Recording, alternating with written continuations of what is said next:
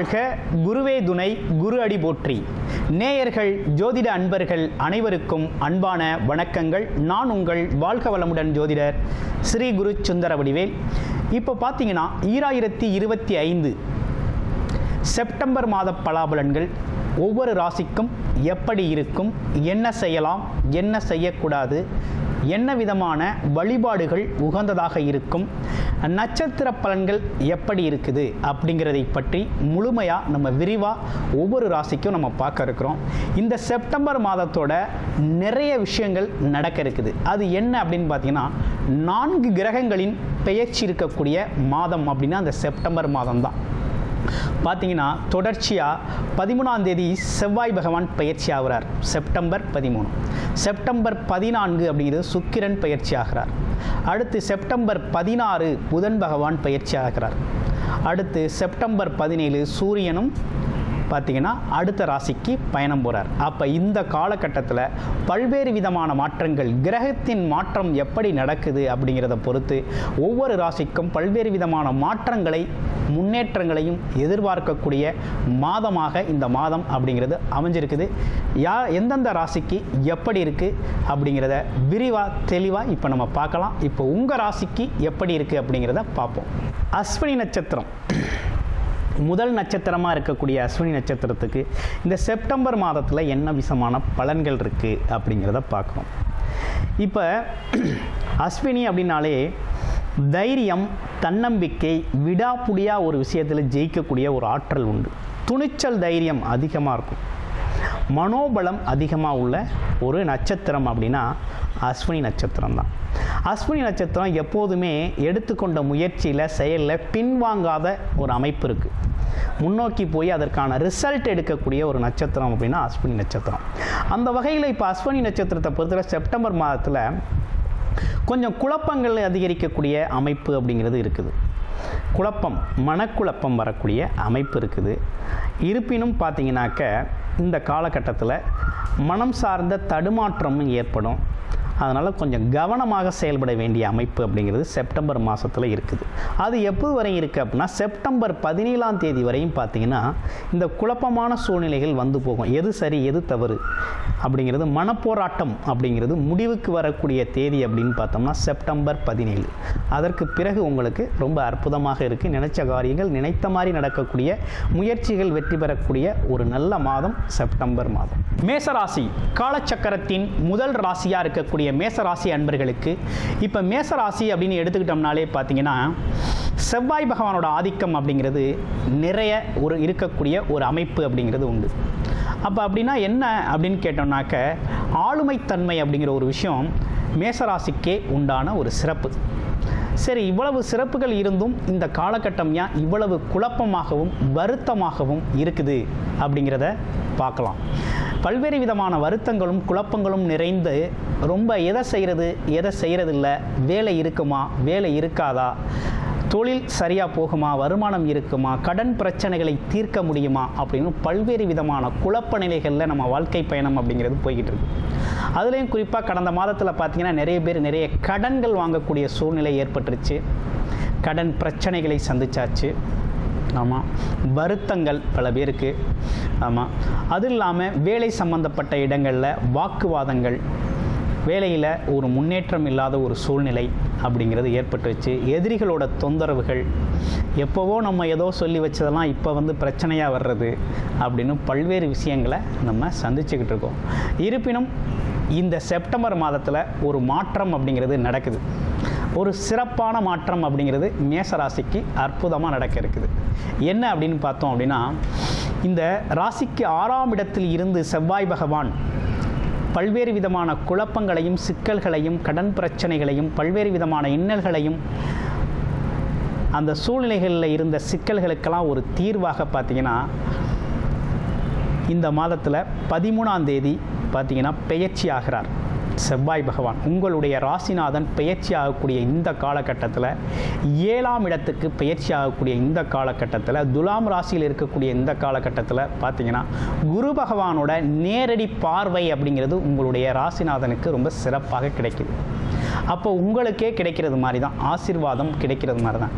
அதாவது கஷ்டப்பட்ட ஒரு மனிதருக்கு பல்வேறு விதமான வேண்டுதல்களை வேண்டி கிடைக்காம போன ஒருத்தருக்கு இப்போ கிடைக்கக்கூடிய ஒரு ஆசீர்வாதம் அப்படின்னு எடுத்துக்கக்கூடிய ஒரு நல்ல அமைப்பு அப்படிங்கிறது ஏற்பட்டிருக்கு. அப்போ குரு பார்வை அப்படிங்கிறது ராசிநாதனுக்கு பற்றுச்சு அப்படின்னாலே அப்போ நன்மைகள் நிறைய நடக்கக்கூடிய காலகட்டம் அப்படிங்கிறது உருவாயிருச்சு அப்படிங்கிறத நம்ம தெளிவாக எடுத்துக்கலாம். அப்போ தெளிவாக புரிஞ்சுக்கக்கூடிய காலகட்டம். குரு அப்படிங்கிறவர் யார் அப்படின்னா பாக்கியாதிபதியாக இருக்கக்கூடியவர் முயற்சி ஸ்தானத்திலிருந்து பார்க்குறார். அப்போ இதுவரை எடுத்த முயற்சிகளில் இருந்த தோல்விகள், பிரச்சனைகள், சங்கடங்கள் அனைத்தும் தீர்ந்து எடுக்கக்கூடிய முயற்சிகளாம் வெற்றி பாதையை நோக்கி போகக்கூடிய ஒரு காலகட்டமாக இந்த காலகட்டம் அப்படிங்கிறது அமைஞ்சிருக்கு. இன்னொரு விஷயம் என்னென்னா, இந்த குழப்பம் தீர்ந்துருச்சு, ஒரு தெளிவு கிடச்சிரும். இந்த மாதத்தில், செப்டம்பர் மாதத்தில் ஒரு தெளிவு கிடச்சிரும்.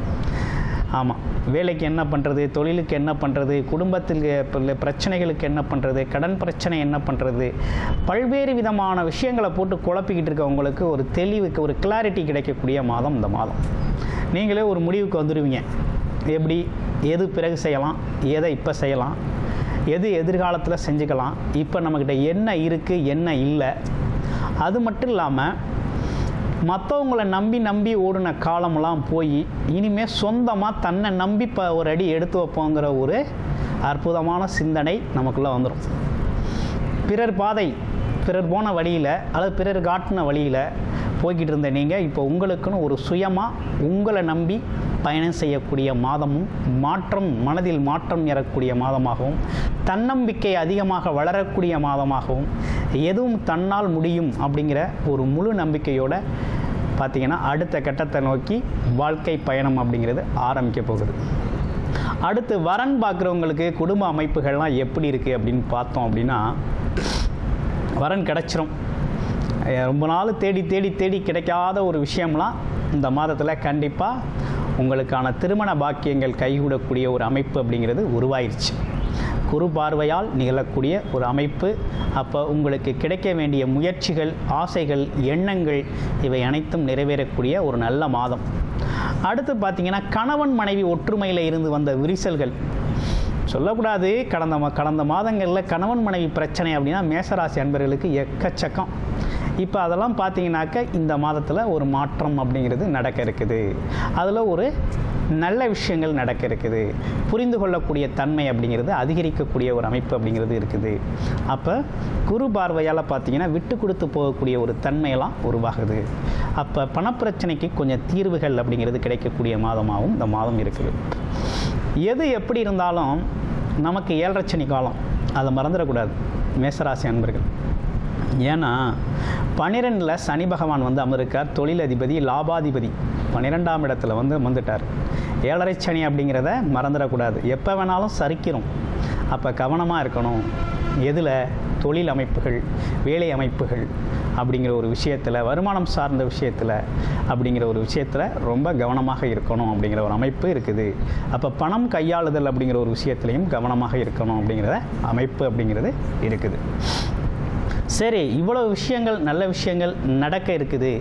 ஆனால் இருந்தாலும் பெரிய முன்னேற்றத்தை நான் சந்திச்சிருவேனா, இனிமேல் நல்லா இருமா, ரொம்ப தெளிவாக 100% வந்துருமா அப்படின்னா அந்தளவுக்கு முழுமையாக கோச்சார ரீதியான கிரகங்கள் சப்போர்ட் செய்தா அப்படின்னு பார்த்தோம்னா அந்தளவுக்கு முழுமையான பலன் அப்படிங்கிறது கோச்சார ரீதியாக பார்க்குறத விட உங்களுடைய பிறப்பு ஜாதகத்தில் என்ன தசாபுத்தி அமைப்பு இருக்குது, என்ன இப்போ தசாபுத்தி நடந்துக்கிட்டு இருக்குது அப்படிங்கிறத வச்சு பார்த்தா தான் முழுமையாக இந்த காலகட்டத்தில் நீங்கள் எதை செய்யலாம், எது செய்யக்கூடாது, எது சாதகமாக இருக்குது, எது பாதகமாக இருக்குது, எது இந்த காலகட்டத்தில் உங்களுக்கு பயனுள்ள வகையில், உங்களுக்கு பயன் தரும் வகையில் அமையக்கூடிய ஒரு அமைப்பு அப்படிங்கிறது இந்த காலகட்டம் இருக்குது அப்படிங்கிறத முழுமையாக பார்த்து நீங்கள் தெரிஞ்சுக்கொள்ள முடியும். இப்போ பார்த்தீங்கன்னாக்க உங்களுடைய ராசியில் இருக்கக்கூடிய நட்சத்திரங்கள், முதல் நட்சத்திரம் அஸ்வினி நட்சத்திரம். அஸ்வினி நட்சத்திரத்துக்கு எப்படி இருக்குது அப்படின்னு பார்த்தோம் அப்படின்னா, இந்த அஸ்வினி நட்சத்திரத்தை பொறுத்த வகையில் வருகின்ற செப்டம்பர் மாதம் வரையுமே பார்த்திங்கன்னா கொஞ்சம் மனசில் ஒரு குழப்பம், செப்டம்பர் 17 வரையுமே ஒரு சின்ன குழப்பம் இருந்துக்கிட்டு தான் இருக்கும். ஏன்னா மனோகாரகன் சொல்லக்கூடிய சூரியனோடு சேர்ந்து கேதுவோடு சேர்ந்து இருக்கையில் அந்த ஆன்ம நிலையில் ஒரு சின்ன குழப்பம் அப்படிங்கிறது இருந்துக்கிட்டு இருக்கும். ஆமாம், ஒரு தடுமாற்றம் அப்படிங்கிறது இருக்கத்தான் செய்யும். அதற்கு பிறகு தான் அது சார்ந்த விஷயங்கள் சரியாகக்கூடிய ஒரு அமைப்பு அப்படிங்கிறது இருக்குது. அதற்கு பிறகு பார்த்திங்கன்னா அரசு காரியங்கள், வேலை தொழில் சம்பந்தப்பட்ட முயற்சிகள்லாம் கை கொடுக்கும் வகையில் இருக்குது. லோன் கேட்ட இடங்களில் கிடைக்கக்கூடிய ஒரு அமைப்பு அப்படிங்கிறது 17ஆம் தேதிக்கு பிறகு நல்லா இருக்கக்கூடிய ஒரு அமைப்பு அப்படிங்கிறது ரொம்ப நல்லா இருக்குது. அடுத்து பாருங்கள், பரணி நட்சத்திரம். பரணி நட்சத்திரத்துக்கு எப்படி இருக்குது அப்படின்னு பார்த்தோம்னா, பரணியை பொறுத்த வகையில் பரணியில் பிறந்தவர் தரணி ஆழ்வார் அப்படின்னு சொல்கிறது உண்டு ஜோதிட பழமொழி. அந்த வகையில் இப்போ பார்த்தீங்கன்னாக்க கேதுவோட போய் சுக்கிர பகவான் இணைய போகிறார். இந்த 14 நாட்கள் ரொம்ப நல்லாயிருக்கும். 14 நாட்களுக்கு அப்புறம் கேதுவோடு இணையக்கூடிய சுக்கிரனால் என்ன நடக்கும் அப்படின்னு பார்த்தோம்னா, இந்த கணவன் மனைவி சார்ந்த விஷயங்கள், காதல் சார்ந்த விஷயங்கள், பணம் சார்ந்த விஷயங்களில் கூடுதல் கவனம் அப்படிங்கிறத எடுத்துக்கணும். அது சார்ந்த சங்கடங்கள் வரக்கூடிய அமைப்பு அப்படிங்கிறது இருக்குது. அப்போ கவனம் தேவைப்படுகிறது. அடுத்து பாருங்கள், கார்த்திகை நட்சத்திரம். கார்த்திகை நட்சத்திரம் அப்படின்னு எடுத்துக்கிட்டோம்னா 17ஆம் தேதிக்கு, செப்டம்பர் 17ஆம் தேதிக்கு பிறகு நல்லதொரு மாற்றத்தை எதிர்பார்க்கலாம். இந்த ஆவணி மாதங்கள், இந்த மாதத்தில் ஆவணி மாதம் ஃபுல்லாகவே பார்த்திங்கன்னா, அதாவது ராசியிலே கேது பகவான் இருக்கிறாரு. அப்போ ராசிநாதனும் அங்கே உச்சம் பெற்றிருப்பார். யார்? கார்த்திகை நட்சத்திரநாதன் சொல்லக்கூடிய சூரியனும் உச்சம் பெற்றிருக்கக்கூடிய, ஆட்சி பெற்றிருக்கக்கூடிய ஒரு அமைப்பு. அவருடைய வீட்டில் ஆட்சி பெற்றிருக்கிறார். அவரோடு இருக்கக்கூடிய கேது பகவான் இருக்கக்கூடிய ஒரு அமைப்பு அப்படிங்கிறது எடுக்கின்ற முயற்சிகளில் சிறு சிறு தடைகள் அப்படிங்கிறது வந்து போகும். அடுத்து பார்த்திங்கன்னா செப்டம்பர் 17க்கு பிறகு நல்லதொரு மாற்றம் அப்படிங்கிறது உங்கள் வாழ்க்கையில் நடக்க இருக்குது.